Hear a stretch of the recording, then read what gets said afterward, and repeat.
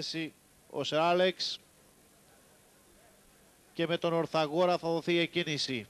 Ανήσυχη στο 6 Πολιτεία. Πήρε θέση και ο Ορθαγόρας. Περιμένουμε τον Αφέτη. Τα άλογα τώρα είναι στις εντολές του. Και δίδεται η εκκίνηση της 5ης υποδρομίας. Κριτήριο τριετών από τα πρώτα μέτρα για την πρωτοπορία προσπάθουν. Ο Σεράλεξ είναι αυτός που θέλει να βγει μπροστά. Έρχεται και ο Ορθαγόρας. Σεράλεξ οδηγεί την υποδρομία. Ο Ορθαγόρας, βλέποντας βέβαια τον πρώτο να έχει βγει μπροστά, ο αναβάτης του τον πιέζει και θέλει να βγει μπροστά. Έτσι επιταχύνεται κάπως ο ρυθμός της διαδρομής. Ο Σεράλεξ πετάγεται προς τα έξω και παραλίγο να έχουμε και προβλήματα εκεί. Λίγη προσοχή βέβαια δεν βλάπτει. Τελικά κρατά την πρωτοπορία ο Σεράλεξ. Μένει στη δεύτερη θέση ο Ορθαγόρας. Στη συνέχεια ο Marathon Man. Ακόμα πιο πίσω έμειναν ο Mountain Guardian με τον Γαβριώτη να είναι μόλις πέμπτος.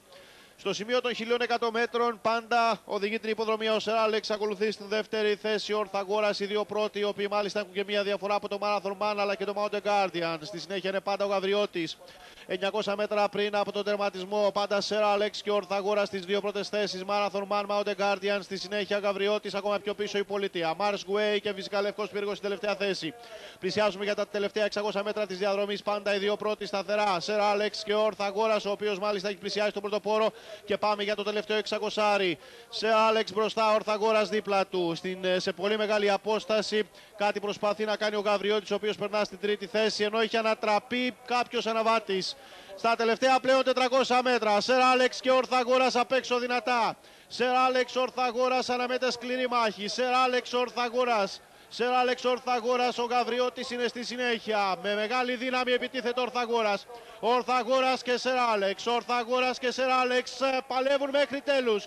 Ορθαγόρας, Σεράλεξ, κεφάλι με κεφάλι. Ορθαγόρας έχει τη δύναμη, ξεφεύγει. Ορθαγόρας παίρνει με και διαφορά προς το τέλος.